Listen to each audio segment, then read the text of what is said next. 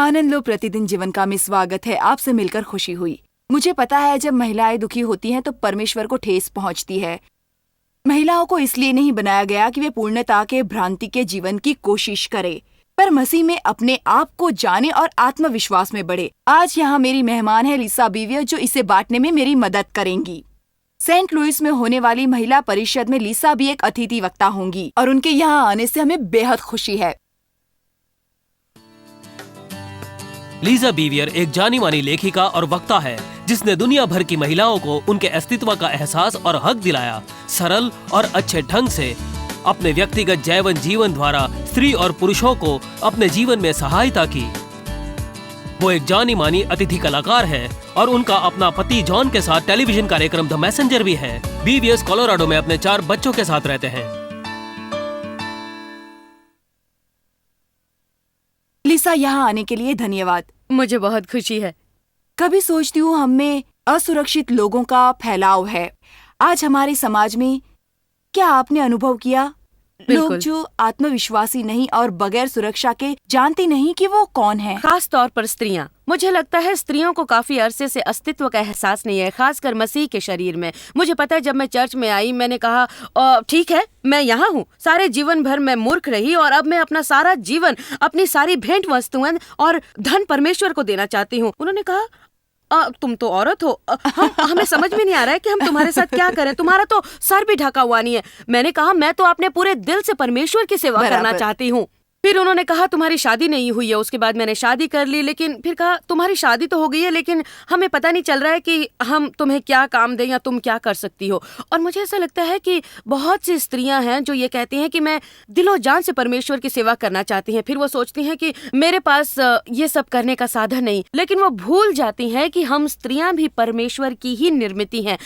परमेश्वर ने ही हमें बनाया है, इसलिए सबसे पहले हमें अपने आत्मविश्वास को जगाना है और फिर ये जानना है कि परमेश्वर कौन है। मैं ये बताना चाहती हूँ कि परमेश्वर के पास अपना उपहार लाएं। मैं ये सोचती हूँ कि ये एक समस्या है। यहाँ से कहना चाहूंगी उसने मेरे जीवन को कैसे बदल डाला। मैं गवाही देना चाहूंगी कि मैं किस पर रौब जमाना नहीं चाहती, मैं भविष्यवाणी नहीं करती, मैं सिर्फ औरतों की भलाई चाहती हूँ।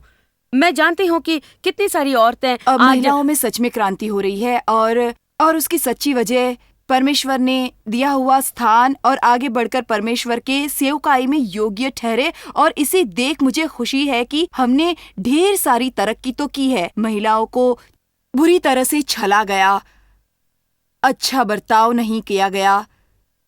सालों तक हम काफी आगे बढ़े हैं, पर मुझे अब भी लगता है कि थोड़ा और जाना है आगे। और राष्ट्रों से यहाँ हम बहुत अच्छे हैं, पर मनोवृत्ति जो बनी है तो तुम एक महिला हो। परमेश्वर ये जानता था। मैं अपनी पहली घरेलू बाइबल अध्ययन शुरू करते किसी ने मुझे कहा, मैं 2-3 महीनों से सफलता से सिखाते आई और अच्छा समय रहा। लोग कहते थे, लोग आते थे और उन्होंने कहा ठीक तुम वो नहीं कर सकती, तुम महिला हो। मैं नहीं कर सकती ये मुझे ज्ञात नहीं था, इसलिए मैं करती थी तो मैंने न करने की कोशिश की।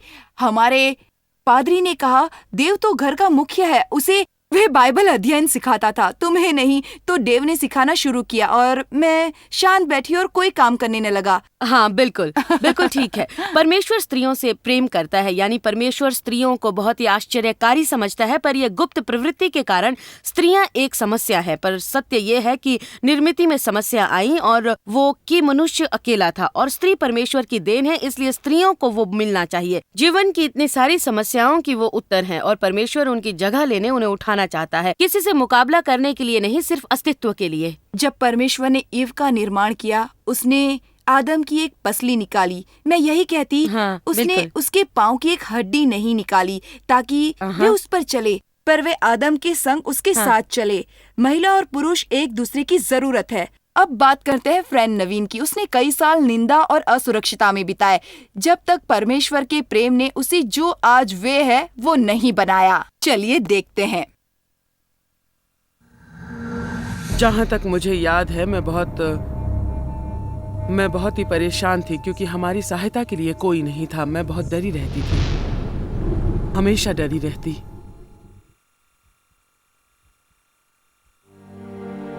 बहुत लोगों को अंधेरे में रहना सुरक्षित और आरामदायक लगता है, फ्रैन नेविन को भी अंधेरा बहुत अच्छा लगता था और वो वहाँ से निकलना नहीं चाहती थी, पर असलियत में अंधेरे उसे अलग थलग कर रहे थे, उसका आत्मविश्वास हिला रहे थे और उसका भविष्य खराब कर रहे थे।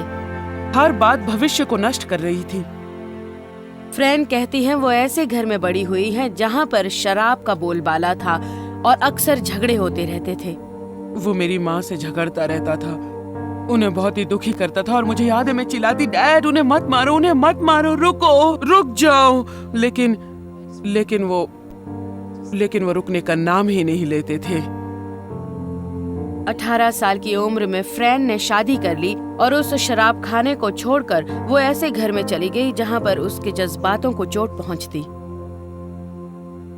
वो हमेशा मुझसे कहता कि लोग तुम्हें पसंद नहीं करते, वो समझते हैं कि तुम बेवकूफ हो, कोई तुम्हारे पास नहीं आना चाहता, कोई तुम्हें पसंद नहीं करता, इसलिए तुमसे दोस्ती भी नहीं करना चाहता, कोई तुम्हारे पास बिल्कुल नहीं आएगा, मैं भी नहीं आऊंगा। उसकी शादी ज्यादा दिन नहीं टिकी और वो अंधेरे में रहने लगी, अंधेरे में जिससे वो नफरत करती उसे देख नहीं पाती, खुद को भी। जैसे ही फ्रैन ने जॉयस मायर का प्रोग्राम आनंद लो प्रतिदिन जीवन का देखा तो उसकी भावनाएं बदलने लगी।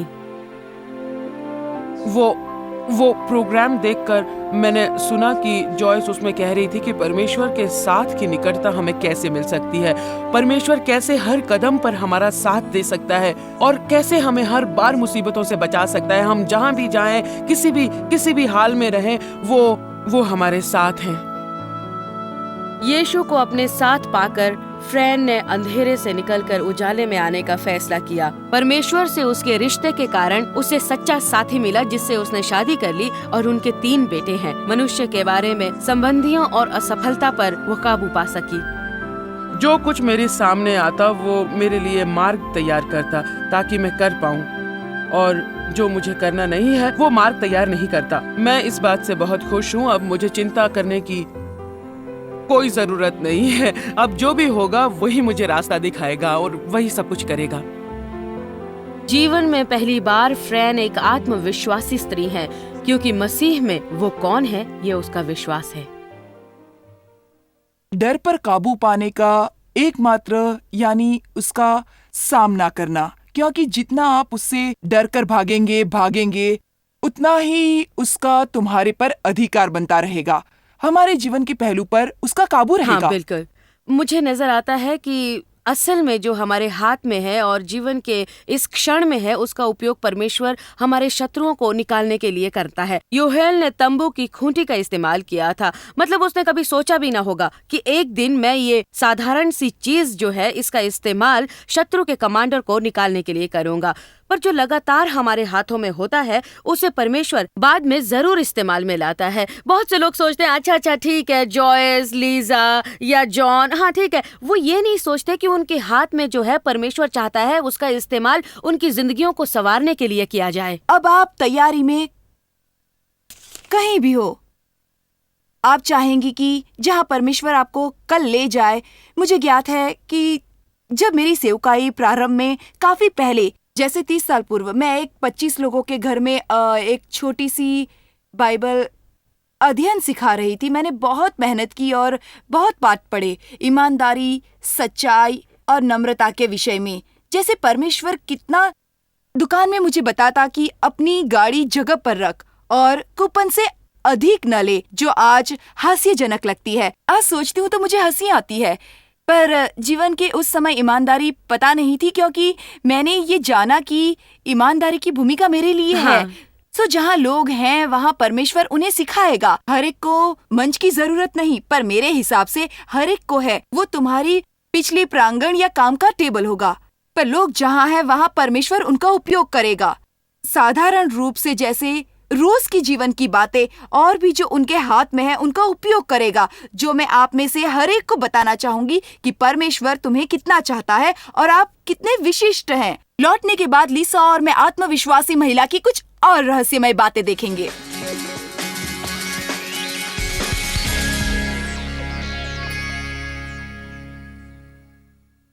लिसा, जब हम आत्मविश्वासी महिला होने पर बोलते हैं, मुझे आशा है ऐसे भी लोग हैं जो अपने व्यक्तित्व पर थोड़े ज्यादा दूसरों से समझते हैं, पर लगता है हम में से बहुतों को सच्ची आत्मविद्या सीखने की जरूरत है। ज्यादातर लोग आत्मविश्वासी लगते तो हैं। हाँ बिल्कुल। मुझे याद है कि मेरे शुरुआती दिनों में जिस कठिनाइयों से मुझे जाना पड़ा, उस समय बहुत समस्याएं थी, बहुत सारी समस्याएं। खैर परवाह नहीं आप क्या सोचते हैं, क्या नहीं सोचते, किसे आपकी जरूरत है, ऐसी थी। पर अंदर से मौत से ज्यादा डरती थी, ऐसी थी। मैं ज्यादा प्रभावित नहीं थी लोगों से, क्योंकि वे चिल्लाने या शोरगुल करते थे। किसी के इर्द गिर्द कुछ समय रहना है कि आप जाने कि वे सच्चे आत्मविश्वासी हैं। मुझे लगता है सच्चे विश्वास में नम्रता भी है। यीशु अपने चेलों के पैर धो सका क्योंकि वो स्वयं को जानता था। वो को सिद्ध करना नहीं चाहता था, वो स्वयं को जानता था, और इसलिए वो कर पाया महत्वपूर्ण या छोटे काम भी, और दोनों ठीक से किए। मुझे लगता ज्यादातर लोगों को सीखना होता है आत्मविश्वास, ताकि यहाँ तक पहुँचने पर वो कह सके मैं आत्मविश्वासी महिला हूँ। हमें बताने के लिए उनके पास कुछ बातें होती हैं कि वे कहाँ से आए, कहाँ से जा रहे हैं। तो मेरी किताब आत्मविश्वासी महिला में मैंने आत्मविश्वासी महिला के 7 रहस्यों को बांटा है। उनमें से कुछ बताऊंगी और आप और मैं उस पर विचार विमर्श करेंगे। पहली बात है, आत्मविश्वासी महिला जानती है कि लोग उसे बहुत पसंद करते हैं। हाँ, और काफी लोगों को यही लगता है। ज्यादातर स्त्रियां मानती नहीं कि उन्हें प्रेम किया जाता है। उन्हें लगता है कि उन्हें प्रेम को हासिल करना है, और वो हासिल नहीं कर सकती क्योंकि वो लायक नहीं। मुझे लगता है आज के समाज में श्रृंगार प्रधानता वे हमें सुंदर दिखने में मदद करती है। फिर भी लोगों को ये कल्पना होती कि हाँ। जो वे नहीं है वैसे उन्हें होना है, और झूठी अपेक्षा रहती है। मैंने मेरी किताब में कुछ ऐसी बातें बताने की कोशिश की है, जैसे कि मैंने मेरी किताब में लिखा है, हर महिला अपने लंबे लहराते बालों के साथ साथ 5 बच्चे और उसी समय अपना काम भी हो ये नहीं चाहती। अर्थात हम सब एक समान नहीं है। अपना आत्मविश्वास कोई बाहरी चित्र के अनुसार नहीं हो सकता। आपको जानना है परमेश्वर आपसे प्रेम करता है। अगर कोई जानता है परमेश्वर आपसे प्रेम करता है, तो वे आत्मविश्वास से जिएंगे, प्रेम से रहेंगे, जिससे और लोग आपको प्रेम करने लगेंगे। ठीक कहा। आपने कभी ऐसा अनुभव पाया कि आप सीख पाए कि परमेश्वर का प्रेम कैसे पाया जाए? हाँ बिल्कुल, और मेरे पति का प्रेम पाने में भी मुझे हमेशा यही लगता कि वो मुझे चाहता है, तो यकीनन उसमें कोई ना कोई गलत बात है, क्योंकि मैं जानती हूँ कि मुझ में बहुत सी गलत बातें हैं। और सच में उसका प्रेम पाने में मैंने बहुत ज्यादा वक्त गवा दिया। मतलब हम में से बहुत सी स्त्रियां यही करती हैं कि हम अपने पतियों को प्यार करने का मौका नहीं देती, परमेश्वर को प्यार करने का मौका नहीं देती। हर बार हम शक करती रहती हैं और अंत में ऐसे मोड़ पर पहुंच जाती हैं जहां पर सिर्फ हम अकेली रहती हैं। आपने ठीक कहा कि एक छवि है जो सभी स्त्रियों से कहती है कि तुम्हें दोषहीन रहना है। पर जानते हो, मेरे पति ने मेरे लिए ये हीरा खरीदा। 24 साल पहले हमारी शादी हुई थी और शादी के बाद उन्होंने 2 महीने आलू खाए। इससे सिद्ध होता है कि कुछ कमियां हर इंसान में होती है। कुछ बातों में कमियां नहीं होती, परंतु हीरो में कमियां होती हैं। इसलिए परमेश्वर हमारे जीवन की कमियों को दूर करके हमारी आत्मिक सुंदरता बढ़ाना चाहता है। इफिसियों 1 जो कहता है वे मुझे पसंद है कि परमेश्वर ने हमें एक मकसद से चुना है। हाँ, क्योंकि वे हमें चाहता है, उसने एक मकसद से हमें चुना है। दूसरा रहस्य मैं बताना चाहूंगी कि एक आत्मविश्वासी महिला भय में जीने से इनकार करती है। हमने भय के विषय में थोड़ी चर्चा की है, और मुझे लगता है कि प्रत्येक मसीही व्यक्ति को भय के प्रति ये मनोवृत्ति चाहिए कि मैं कभी नहीं डरूंगा, क्योंकि हाँ। यदि आप में ये निश्चय नहीं होगा, हाँ ठीक कहा। तो भय आपके संपूर्ण जीवन पर राज करेगा। मेरे बच्चे जब छोटे थे तब मुझे हमेशा ये डर लगा रहता था कि कोई उन्हें चुरा लेगा या उनके साथ कोई हादसा कर देगा। शैतान हमेशा मेरे मन में ऐसी कल्पनाएं डाल देता जिससे मैं डर जाती। मुझे याद है कि मैं बर्तन साफ करती, लेकिन मेरा मन इन विचारों से भयभीत हो जाता। मुझे लगता कि मेरे बच्चों का अपहरण होने वाला है। मुझे याद है कि परमेश्वर मुझसे कहता तुम्हें इन विचारों को रोकना है, बस करो। मैं कहती नहीं, मेरे बच्चों को अगर कुछ हो गया तो।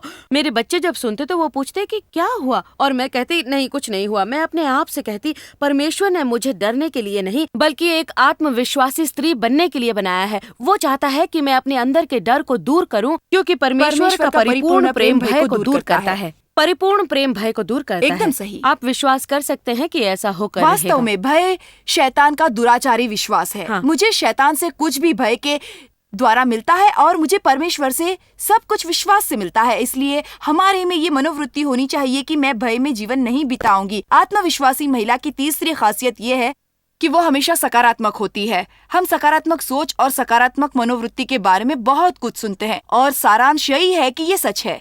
यदि आप आत्मविश्वासी है तो आपको एहसास होगा आप अपने जीवन के खट्टे नींबुओं से शरबत बना सकती हैं। आपको सकारात्मक होना चाहिए। और यदि हम परमेश्वर के वचन पर विश्वास करते हैं कि जो लोग परमेश्वर से प्रेम रखते हैं उनके लिए सब बातें मिलकर भलाई को ही उत्पन्न करती हैं, तो हम कह सकते हैं कि ये कुछ गड़बड़ है, परंतु इसमें से कुछ तो अच्छा जरूर निकलेगा। मैं जो संदेश देती हूँ वो मेरी गलतियों से होता है। मैंने जब भी 15 बार गलतियां की तब मैंने कहा ये बात कुछ जम नहीं रही है, परमेश्वर ने ये मेरे अच्छे के लिए किया है। मैं कह सकती हूँ कि मेरे जीवन में ये संकट होने के बावजूद एक दिन मेरी जीत होगी। हमें ये विश्वास अपने अंदर रखना जब आप चाहिए। संकट से गुजरते समय परमेश्वर के करीब होते हैं तब आप इसकी विश्वास योग्यता का अनुभव करके आत्मविश्वासी बनते हैं। और तब आप ये सोचकर मुस्कुराते हाँ। हैं कि एक दिन ये एक जबरदस्त गवाही होगी। आत्मविश्वासी महिला के विषय में अगली बात यह है कि वो रुकावटों से उभरती है और मुझे ये पसंद है। हाँ, परमेश्वर में हमारी प्रतिक्रिया बहुत बड़ी है। मुझे लगता है कि हम सब के जीवन में परीक्षाएं होती हैं और सब इस बात के गवाह होते हैं कि अब और क्या करोगे, इस समय अब क्या करोगे, अब क्या कदम उठाओगे।